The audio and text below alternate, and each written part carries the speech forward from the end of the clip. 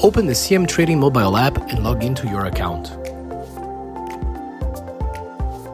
Select the instrument that you want to trade by tapping on it. Depending on the type of order you want to open, tap on the Sell or Buy button located at the bottom of the screen. Enter the amount or lot size that you want to trade.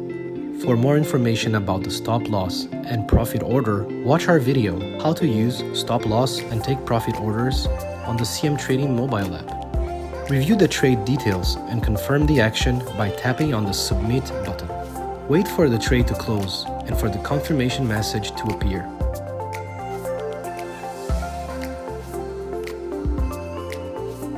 Open the CMTrading mobile app and log into your account. To view all your open trades, tap on the arrows on the bottom menu. After that, tap on Open Trades tab to view all your open trades. Select the trade you want to modify. Tap on Close, located at the bottom of the screen.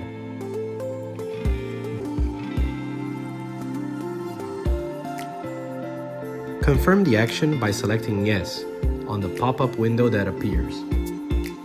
Wait for the trade to close and for the confirmation message to appear. Thanks for watching. Subscribe to our YouTube channel for more instructional videos.